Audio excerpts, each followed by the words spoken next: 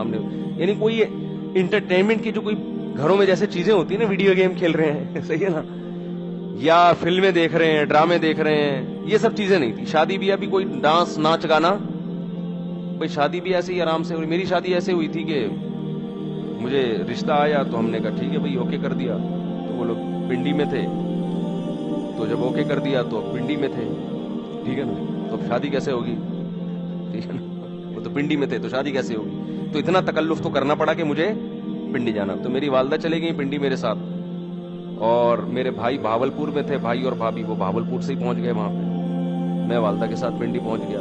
وہیں مسجد میں کسی مولانا صاحب نے نکاح پڑھایا, ہم جہاز سے واپس آ گئے کراچی, میں, میری والدہ اور ہماری اہلیہ واپس آ گئے. یہ ہو گئی شادی ہماری.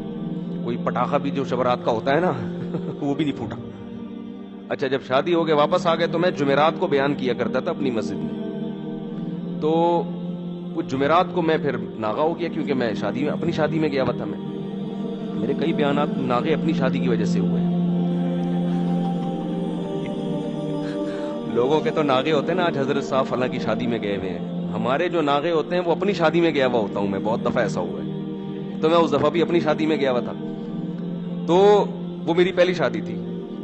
تو میں جب واپس آیا ہوں تو اب کچھ لوگوں نے پوچھا مفتی صاحب کل آپ تھے نہیں جمعرات میں, ہم آئے بیان تھے نہیں. میں نے کہا میری شادی تھی. تو کہہ رہے پرسوں تو آپ ادھر ہی گھوم رہے تھے.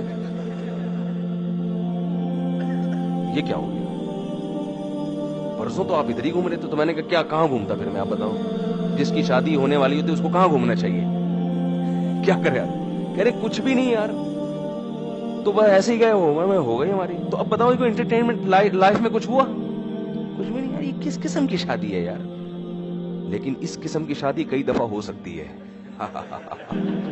حقیقت بتا دوں آپ کو میں, یہ جو انٹرٹینمنٹ ہے نا, یہ ان لوگوں کو مہیا نہیں ہے جو اس قسم کی شادی نہیں کرتے. ایک دفعہ میں تو دھوم دھڑکا, پٹاخے, دولے آ رہے ہیں جناب, اس کے گلے میں ہار ڈالے جا رہے ہیں اور لفافے آ رہے ہیں, اس کے سارا ولیمے کا خرچہ ہم نے. پھر میں نے ولیمہ کیا, وہ بھی سادگی سے کیا.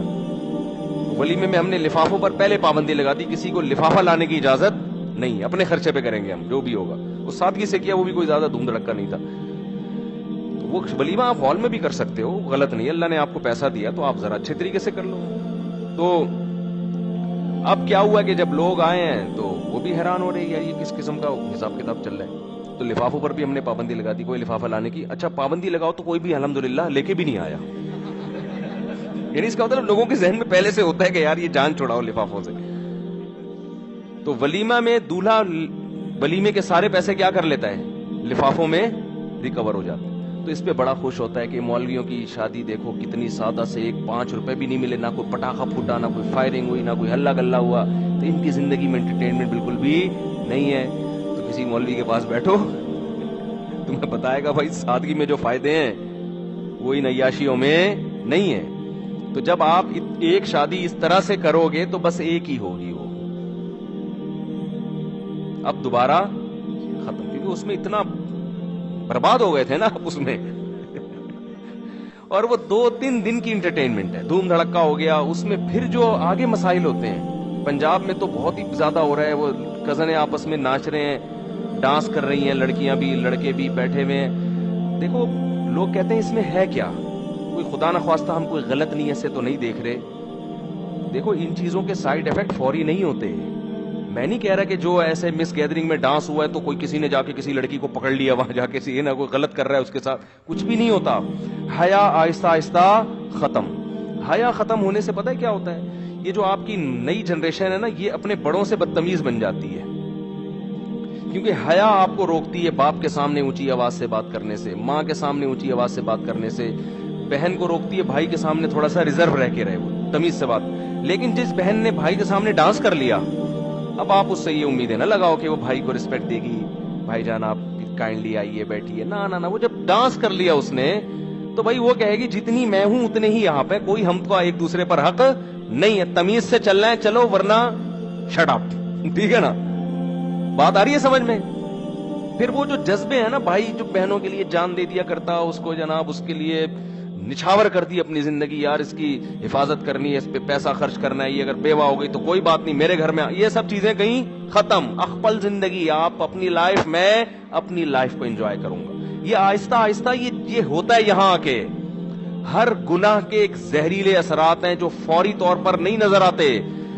गोरे से यही तो गलती हुई है, उसने कहा, जो लिबरल लोग यही तो गलती करते हैं, कह रहे क्या हो गया, गाना सुनता है तो क्या हो गया, गाना सुनने से क्या हो गया, डांस करने से, ये जो बेहुदा किस्म के, एक तो वो अतंग होता है बेचारे हमारे केपी के वालों का, वो तो वैसे ही सादा तरीके से ना ऐसे ही गोल गोल घूम रहे होते हैं, वो तो डांस ही नहीं होता ना, वो तो वैसे ही, तो वो कबायली एक रक्स टाइप का होता है, तो वो तो एक अलग चीज है। लेकिन ये जो प्रॉपर, ये जो, अब मैं उसको ये नहीं कह रहा कि वो किया करें आप लोग, लेकिन उस पे ये वाला बयान न फिट कर दें कि उन पे फतवे लगा दें जाके, वो क्या कर रहा है बेचारा, थोड़ा सा हिल रहा है ना वो शादी में सादा तरीके से। तो हर चीज की एक, भाई सिगरेट के जो उसूल है वो चरसियों पे थोड़ी लगेंगे, चरस अलग चीज है, हीरोइन, मैं हीरोइन के खिलाफ बयान कर रहा हूं, आप सिगरेट वालों को जाके फतवे देना शुरू कर दो, तो वो एक अलग चीज है। केपीके में या बास देहात में होता है कि वो क्या होता है कि थोड़ा सा ढोल रख के ना, अतंग कहते हैं उसको, अतंग कहते हैं ना, वो थोड़ा सा अतंग मार रहे होते हैं। वो अफगानिस्तान में सुना है कि वो जो मुजाहिदीन थे ना वो भी करते थे, लड़ाई से पहले ना मुजाहिदीन की आदत थी अफगानिस्तान में, जो रशिया के खिलाफ लड़ते थे, फिर ये तालिबान का भी सुना है, ये लोग क्या करते थे कि जब भी जंग से पहले ना थोड़ा सा ढोल बजा के ये वाला आतंक करते हैं, ये थोड़ा सा घूमते हैं, ये थोड़ा सा वो करने के लिए, अपने आप को मोटिवेट करने के लिए कि हम कोई जंग को टेंशन ही नहीं ले रहे। तो खैर, तो ये जो डांस मास आजकल हो रहे हैं, इनमें होता क्या है, जब आपकी हया निकलेगी तो अब इसके फिर आगे जाके साइड इफेक्ट बहुत खतरनाक। माँ बाप कहते हैं हमारी बेटियां हमारे कंट्रोल में नहीं हो, भाई कंट्रोल में कैसे हैं? जब एक लड़की अपने वालिद के सामने डांस कर रही है तो बाप का मुकद्दस रिश्ता और हया वया खत्म। अब वो नहीं होगा कि वो अब्बा को, आप अपनी बच्चियों को आदी बनाओ, बाप को देख के सर पे दुपट्टा ले लिया करें, वो तो देखो आपका कितना एहतराम करेगी, आपकी बात मानेगी, आपकी मर्जी के खिलाफ नहीं चलेगी, और ये चीज तरक्की में रुकावट नहीं बनेगी। अगर जवान लड़की अपने अब्बा को देख के थोड़ा सा सर पे चादर ले लेती है, ये चादर नहीं लेती, थोड़ा सा रिजर्व हो जाती है कि भाई अब्बा आ रहे हैं, थोड़ा सा गले में दुपट्टा ले लो, तो क्या इससे तरक्की का क्या ताल्लुक है भाई? यानी लोग समझते हैं अगर हम इतनी तहजीब और तमद्दुन के साथ चलेंगे ना अपने घरों में तो हम तो अंग्रेज का मुकाबला कर ही नहीं सकते। अबे भाई, इससे अल्लाह की कसम कोई ताल्लुक नहीं है। यानी इन चीजों के, ये जो दिमाग में आप लोगों ने बिठा लिया है ना कि हम अपने घर में मजहबी माहौल लेकर आएंगे तो हमारे अच्छे डॉक्टर नहीं पैदा होंगे, अच्छे इंजीनियर नहीं पैदा होंगे, मैं आपको हल्फिया कहता हूं उससे ज्यादा अच्छे पैदा होंगे। क्योंकि तमीज वाला आदमी, जो जिसकी सोचें दाएं बाएं ना घूमती हो, वो ज्यादा अच्छे तरीके से पढ़ भी सकता है, ज्यादा अच्छे तरीके से। देखो जामे तो रशीद जब से आया है ना असरी तालीम में,